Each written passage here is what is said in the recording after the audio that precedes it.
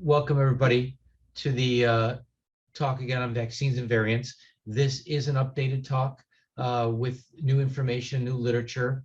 I'm going to try to cover as many points as I can to try to help everybody work through this. So as you know, whenever I speak, especially I have some colleagues on the phone, online, I have to always make sure that I give my disclosures of what I said, what I didn't say, so that nobody's surprised that they weren't given proper information. Also acknowledgements for many people. I actually owe another little acknowledgement in here to one of my folks, Jerry Rotter, who works with me on some of the stuff. And Jerry, I want to thank you for some of your input. Always a thank you to my boys. This is three of them who I'm always glad to work for. The books, you've seen this before, so I'm going to skip right through these. These are all the books I've written that you've probably seen before. These are the articles that I've had published in the peer-reviewed literature on coronavirus. Again, ones that you may have seen in the past that are still applicable, and ones that are available online to people if they want to read through them. And again, it has some helpful information about some of the principles we're going to talk about today. Okay, rest stop. And then what I want to do is just review with you. I'm going to do a brief history. We're going to go through some testing, and then we're going to talk about the current experience, which is where I think most people want. On the history, people still ask me all the time, where did this come from? What is this like? Or those kinds of questions. So, you know, I've gone through and just gently summarized some of the history of epidemics versus a pandemic and past ones that you may have heard about. And these can be helpful because they help inform what was done in the past, what might be done in the future, what might be helpful to draw information from, right? And this particular one, a lot of the stuff that came out in the history that people always ask me about is the bats versus not the bats, the animal host versus not host. The best science we have right now, and by the way, I don't think we'll ever get perfect science on this because of, you know, where this started and everything, but the best science is this was probably from the gain of function research that the US actually funded, was being carried out by the colleagues in Wuhan. And there's just a lot of question marks about, you know, what would seem to be making more sense is that this probably was, you know, some kind of virus circulating for a while, kind of more human to human, maybe from a leak, maybe some other process there, and then it kind of expanded. And there's certainly timelines that look at all this stuff, which you can all look at and review and such. But again, I'm not, you know, a big, you know, fan of always just looking back, but I do want to be honest because people always ask me about this, about what went first, who went first, where was this? And again, probably the best science, if you can call it that, without getting, you know, good help from all the different governments of, you know, full explanation, is probably the gain of function research that, you know, Dr. Fauci was funding and probably got a little bit away from things. That would probably be it, but it's so hard to know without having, you know, full disclosures everywhere and really clear communications. Okay, a little rest stop with my family.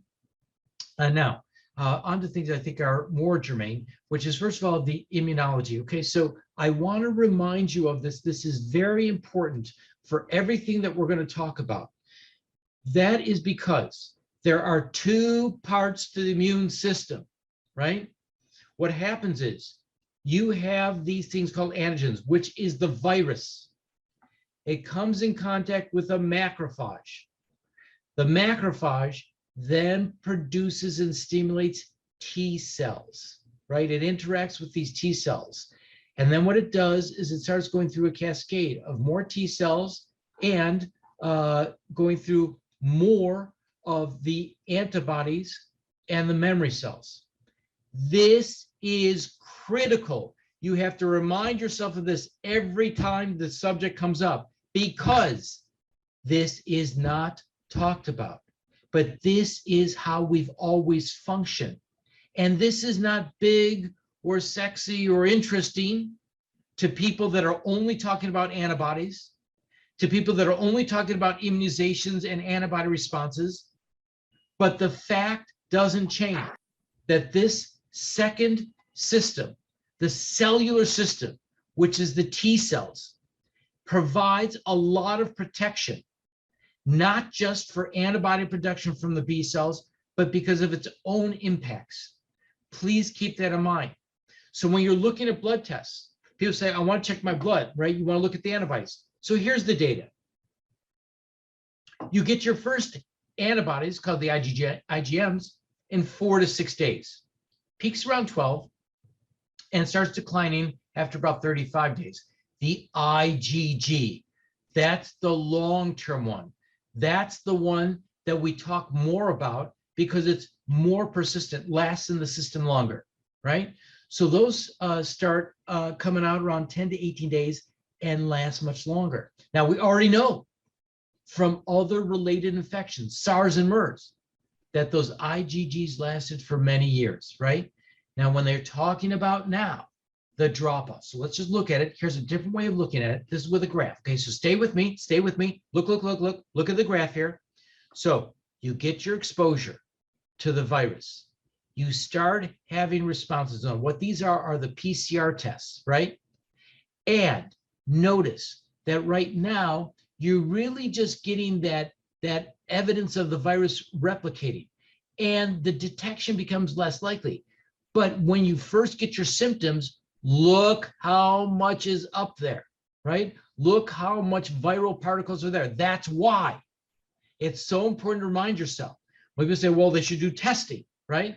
Well, you can do testing and you might not see the actual virus because it's down in this phase where it can transmit, but there's no symptoms. People aren't getting tested. And so people are going to functions and interacting with folks. And that's why you always get these calls and you say, oh my God, I was with this person yesterday. They felt fine. And today they have symptoms. Were you exposed? Absolutely. Right.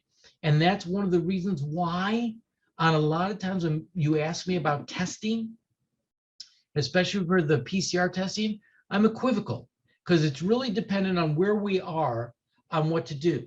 Also, notice, look at this. Look at how some of these PCR tests remain positive for weeks, right? That's why when you all say to me, well, look, I'm feeling better. Should I test to see if it's gone? The general answer, no. Because if you test somebody to see if they still have the antigen, you can pick up viral particles. But those are not infectious. You're not going to give it to anyone. So testing often has very limited benefit in that regard. Now, the second part, the antibodies. So look, here we go. So you got the infection, and then in that second week, those antibodies start rising up. And then we talk about how long do they last. So we already talked about the IgM, that goes away a little quicker, but the IgG goes out for a long time, right? And when they start talking about, well, you said the antibodies go out for a long time, but I say that I see all this stuff in the newspaper about this stuff dropping off. Look, we're going to talk about that. I'm going to show you the graphs. It does decline, but not to zero, right? I want to show you something else. Very important, very important. Look at this very carefully, right? If you look at this slide, what you'll see is that if you test people carefully, even if they have mild disease, 100% will have T cell response, 100% will have IgG response, okay? That's just how it is. That's what the way the system works. So when you're saying, well, they didn't have it very bad, maybe they're more risk, not true. It's very definitive that anybody who's had this does have response. What's more, I reminded you of this before because I think it's very important, what's going on right now with variants, right? What's going on right now with the variants is that we have data from before COVID-19 ever existed. This is blood from many years ago. That when you tested them, they show antibodies. You're saying, how's that possible? Well, remember in some of my earlier lectures, I told you that there's been coronavirus around forever. And there were 4 main variants, which always caused little colds. but nothing that serious. By the way, very similar now to what we're seeing with the new variant, Omicron. So that is why you have people that say, well, I got exposed, but I didn't get that sick. Well, they probably had antibodies from natural infection long before they got a booster, long before they got the primary series, and they're protected, right? Which comes up again when people start asking me about boosters, because there's a tension there between a natural infection, which I know gives you a robust response, and the vaccines, which are very helpful, but more helpful when it's a serious variant, less helpful when it's not serious. Okay, now another way to look at this. Look. These are the cellular response. And look, as time goes on, how they diminish, but they never go away. By the way, the influenza, the famous flu epidemic of 1918, they were able to sample some people that were in their 90s, and they showed that they still had memory cells from that specific flu strain 80 years later, right? It tells you how long this stuff lasts. And when you look at the antibodies here, they do go up, they do go down, but they don't go completely away, right? I'm going to show it to you again, right? This, you're going to say, well, Mark, this is getting a little bit crazy for me to look at.